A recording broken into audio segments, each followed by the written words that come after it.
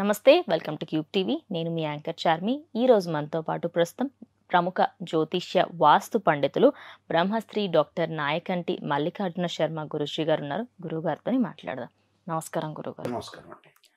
గురుగారు, చాలా మందికి ఏ నక్షత్రాల వారిని పెళ్లి చేసుకోవాలి, ఏ నక్షత్రాల వాళ్ళని పెళ్లి చేసుకోకూడదు చాలా డౌట్స్ ఉంటాయి. ఇప్పుడు నక్షత్రాల విషయానికి వస్తే ఏ నక్షత్రాల వారు ఏ నక్షత్రాలని పెళ్లి చేసుకోకూడదో చెప్పండి గురుగారు. తప్పకుండా. ఓం శ్రీ గురుభ్యో నమః. చాలా మంది కూడా దీన్ని వివాహ పొంతన అంటారు. అంటే వివాహ పొంతనలో మ్యాచింగ్లో ఎప్పుడూ కూడా చాలా మంది గుణాలను ప్రాతిపదికగా తీసుకుంటారు. మాకు 18 గుణాలు వచ్చినాయండి, 20 గుణాలు వచ్చినాయండి, 36 గుణాలు వచ్చినాయి అని ఏదో సెర్చ్ చేస్తుంటారు. అది వాస్తవంగా శాస్త్ర ప్రకారంగా, జ్యోతిష్ శాస్త్రం ప్రకారంగా కొంతవరకు మాత్రమే నిజం.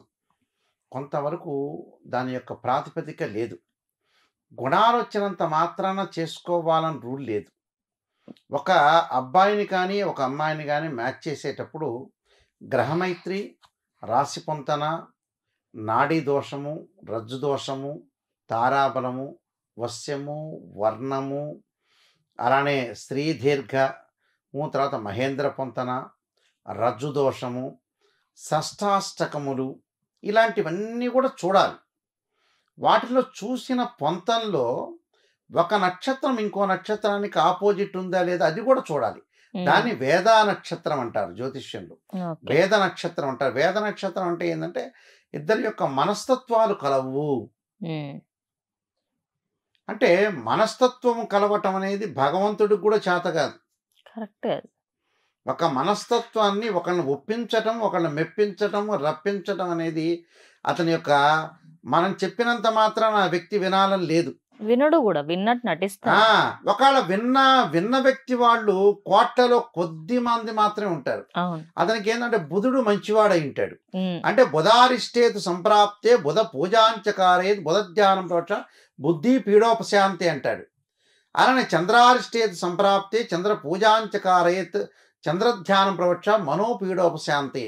అంటే చంద్రుడు బుధుడు బాగుండాలి. అంటే ఆలోచన సరళి మార్గం అనేది మారాలి. ఆలోచన మారాలంటే ఏమిటి? వాళ్ళు చెప్పే వాళ్ళకి ఎంతవరకు చెప్తున్నారు, నా కోసం చెప్తున్నారు, నేను వినాలి అనే ఆలోచన, బ్రెయిన్ మెచ్యూరిటీ లెవెల్ పెరగాలి. కొంతమంది వ్యసనాలకు బానిసైపోయి ఎవరేం చెప్పినా వాళ్ళకి తెలిసినా, నేను చేసే తప్పని చెప్పినా దానికి బానిసై ఉంటాడు. బానిసై ఉండి ఆ ఊపిలోంచి వాడు బయటికి రాలేడు. అంటే ఇలాంటి వ్యక్తులు సమాజంలో ఉంటారు.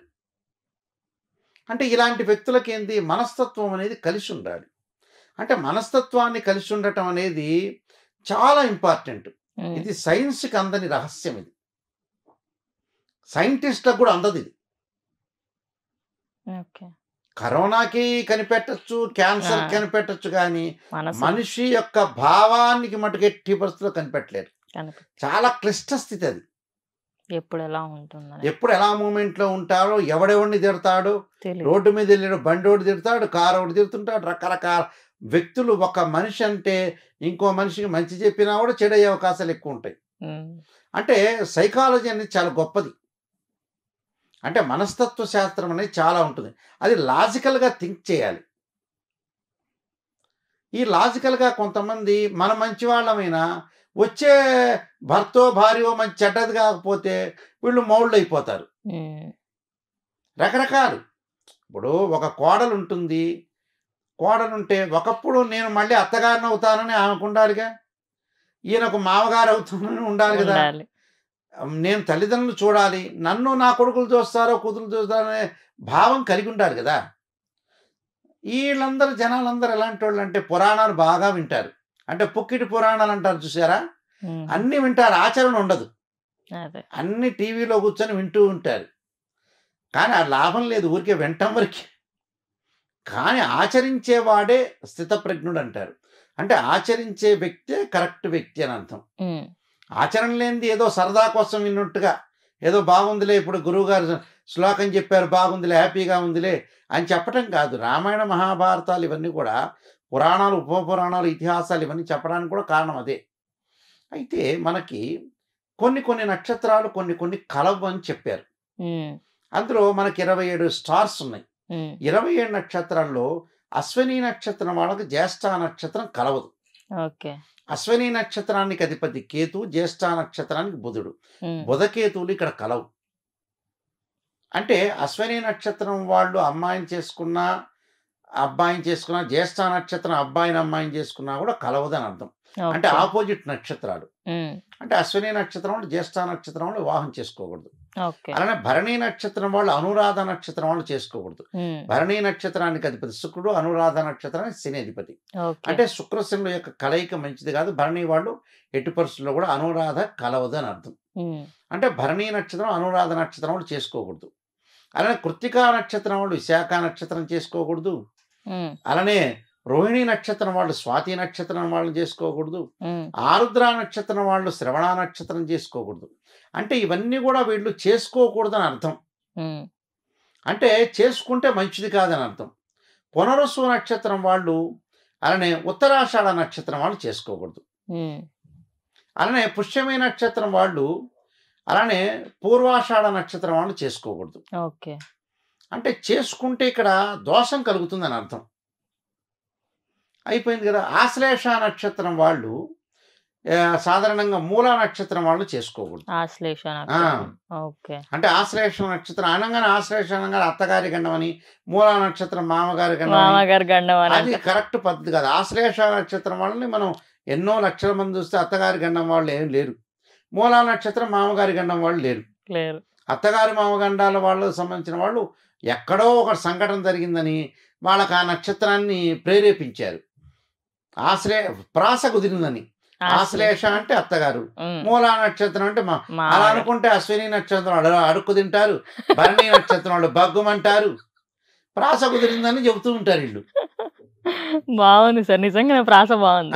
ఈ ప్రాసలో చెప్పిందే కానీ వాస్తవంగా శాస్త్ర ఆశ్లేష నక్షత్రం వాళ్ళని ఒక 5 లక్షల మంది మనం తీసుకుంటే అందరూ అత్తగారులు బాగానే ఉన్నారుగా.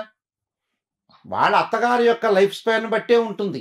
ఉమ్, మూలా నక్షత్రంలో మామగారు అత్తగారు అనేది వాళ్ళ యొక్క ఆయు ప్రమాణాన్ని బట్టి, అత్తగారు మామగారు యొక్క ఆయు ప్రమాణాన్ని బట్టే ఉంటుంది. కానీ వాళ్ళ జాతకాలు సపరేట్గా చూసుకోవాలి.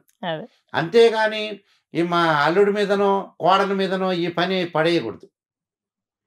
అదొకటి విషయం. ఆశ్లేష నక్షత్రం వాళ్ళు మూలా నక్షత్రం వాళ్ళు చేసుకోకూడదు. మఖా నక్షత్రం వాళ్ళు రేవతి నక్షత్రం వాళ్ళు చేసుకోవచ్చు, చేసుకోకూడదు. మకర రేవతి. మఖా నక్షత్రం. మఖా నక్షత్రానికి అధిపతి కేతు, రేవతి నక్షత్రానికి అది బుధుడు. అంటే మఖా నక్షత్రం వాళ్ళు రేవతి నక్షత్రం వాళ్ళు చేసుకోకూడదు. అలానే పుబ్బా నక్షత్రం వాళ్ళు ఉత్తరాషాఢ నక్షత్రం వాళ్ళు చేసుకోకూడదు. ఓకే. అది ఇంపార్టెంట్. అంటే పుబ్బా నక్షత్రానికి అధిపతి శుక్రుడు, ఉత్తరాషాఢ నక్షత్రానికి రవి అధిపతి. ఈ ఇద్దరు చేసుకోకూడదు. అలానే ఉత్తరా నక్షత్రం వాళ్ళు పూర్వాషాఢ నక్షత్రం వాళ్ళు చేసుకోకూడదు. ఓకే. అంటే ఉత్తరా నక్షత్రం వాళ్ళు పూర్వాషాఢ నక్షత్రం వాళ్ళు చేసుకోకూడదు. అమ్మాయినా అబ్బాయినా. హస్తా నక్షత్రం వాళ్ళు శతభిష నక్షత్రం వాళ్ళు చేసుకోకూడదు. హస్తా నక్షత్రానికి అధిపతి చంద్రుడు, శతభిష నక్షత్రం రాహు. అంటే వీళ్ళిద్దరూ పరస్పరం చేసుకోకూడదు. ఓకే. అలానే మృగశిర, చిత్త, ధనిష్ట నక్షత్రాలు కుజ నక్షత్రాలు ఉంటాయి. మృగశిర వాళ్ళు చిత్త చేసుకోకూడదు, మృగశిర వాళ్ళు చేసుకోకూడదు, మృగశిర వాళ్ళు ధనిష్ట చేసుకోకూడదు, ధనిష్ట వాళ్ళు మృగశిర చేసుకోకూడదు, ధనిష్ట వాళ్ళు చిత్త చేసుకోకూడదు, చిత్త నక్షత్రం వాళ్ళు ధనిష్ట చేసుకోకూడదు. అంటే ఈ కాంబినేషన్లో వీళ్ళు చేసుకుంటే ఏంటంటే మనసులు కలవు. అంటే మనస్తత్వంగా కలిసే అవకాశం లేదు. అంటే చాలా జాగ్రత్త వ్యవహరించాలి అనేది కూడా శాస్త్రంలో చెప్పబడింది. అయితే ఇంకో కొంతమందికి ఏంటంటే ఏకనక్షత్రం ఉంటుంది. ఏకనక్షత్రం అంటే కొన్ని నక్షత్రాలు ఏకనక్షత్రం అయితే చేసుకోవచ్చు. ఆ ఏకనక్షత్రాల్లో ఏమిటంటే రేవతి నక్షత్రం వాళ్ళు మరొక అబ్బాయిని కానీ అమ్మాయి కానీ రేవతి నక్షత్రం వాళ్ళు చేసుకోవచ్చు. రేవతి అబ్బాయి అయినా అమ్మాయి అయినా, అమ్మాయి రేవతి అయినా అబ్బాయి అయినా ఏక నక్షత్రం అయినా కూడా చేసుకోవచ్చు. అలానే రోహిణి నక్షత్రం వాళ్ళు చేసుకోవచ్చు. అంటే రోహిణి నక్షత్రం ఏక నక్షత్రమైనా చేసుకోవచ్చు, రేవతి నక్షత్రం చేసుకోవచ్చు. అలానే శ్రవణ నక్షత్రం వాళ్ళు ఏక నక్షత్రమైనా చేసుకోవచ్చు. విశాఖ నక్షత్రం వాళ్ళు విశాఖ అయినా చేసుకోవచ్చు. అలానే విశాఖ తర్వాత వచ్చేటప్పుడు మఖా నక్షత్రం వాళ్ళు మఖా అయినా చేసుకోవచ్చు. అంటే ఈ నక్షత్రం గల వాళ్ళు చేసుకోవచ్చు. అంటే ఏమి తేడా? అలానే ఉత్తరాభాద్ర నక్షత్రం ఉత్తరాభాద్ర అయినా కూడా చేసుకోవచ్చు. చేసుకోవచ్చు. అంటే రేవతి నక్షత్రం, విశాఖ నక్షత్రం, మఖా నక్షత్రం, రోహిణి నక్షత్రం, ఉత్తరాభాద్ర నక్షత్రం, శ్రవణ నక్షత్రం వాళ్ళు చేసుకోవచ్చు, ప్రాబ్లం లేదు. అంటే కొన్ని నక్షత్రాల వాళ్ళు చేసుకోవచ్చని మనకి శాస్త్రంలో చెప్పబడింది. అంటే వాళ్ళకి దోషం లేదని మనకి చెప్పబడింది. అంటే 7 నక్షత్రాల వాళ్ళు పరస్పరమైన వాళ్ళు చేసుకోవచ్చు. అందులో ఇబ్బందికరమైన పరిస్థితులు కలిగే అవకాశం అనేది లేదు. ఇక్కడ మనం ఆలోచన చేయాల్సిన పనేమీ లేదు. వీళ్ళు పరస్పరంగా నక్షత్రాల వాళ్ళు చేసుకుంటే దానిలో తప్పేమీ లేదని శాస్త్రంలో చెప్పబడింది. అది చాలా అంటే ఈ 7 నక్షత్రాల వాళ్ళు వివాహం చేసుకోవచ్చు ఏక నక్షత్రం. మిగతా వాళ్ళు కొన్ని నక్షత్రాల వాళ్ళు చేసుకోకూడదు, కొన్ని నక్షత్రాలు చేసుకోవచ్చు అని కూడా మనకి శాస్త్రంలో చెప్పండి. ఈ నక్షత్రాల మీద మనం జాగ్రత్తగా ఆలోచన చేసి ముందుకు వెళ్ళాలి. ఏదైనా జాతకాన్ని పరిపూర్ణంగా చూపించుకునే ముందుకు వెళ్ళాలి. ఎప్పుడైనా కూడా నిజం అనేది నిప్పు లాంటిది. ఎందుకంటే నిజంగా జాతకపరంగా చేసుకోవచ్చా లేదనేది కూడా చూసుకుని ముందుకు వెళ్ళటం మంచిదమ్మా. ఈ నక్షత్రాలు నేను చెప్పిన ఈ నక్షత్రాలే కాకుండా అమ్మా వేరే నక్షత్రాల యొక్క గుణాలను చూడాలి. గుణాలు చూసి ఈ నక్షత్రానికి మనకు సెట్ అవుతుందా కాదా అనేది చూసుకోవాలి. అంటే చూసుకోవటం అంటే ఏంటి, అశ్విని నక్షత్రం వాళ్ళని భరణి నక్షత్రం వాళ్ళు చేసుకోవచ్చు అంటే గుణాలు ఎక్కువ వచ్చినాయి. అది ఏ రాశి పొంతంలో ఉంది, షష్టాష్టకాలైనా కాలేదా చూసుకొని దాన్ని మొత్తం కూడా మిగతా నక్షత్రాలకు సరిపోతాయా లేదా అనేది కూడా దానిలో ఏమిటి చూసుకోవాల్సింది, రాశి పొంతన సరిపోయిందా లేదా చూసుకోవాలి, గ్రహమైత్రి సరిపోయిందా లేదా చూసుకోవాలి, నాడీ దోషాలంటే ఆది మధ్య అంత్య నాడీలు ఉంటాయి, ఆ దోషాలు ఉన్నాయా లేదా చూసుకొని మనం ఖచ్చితంగా ఆ దోషాలు లేకపోతే చేసుకోవచ్చు. ధన్యవాదాలు గురుగారు.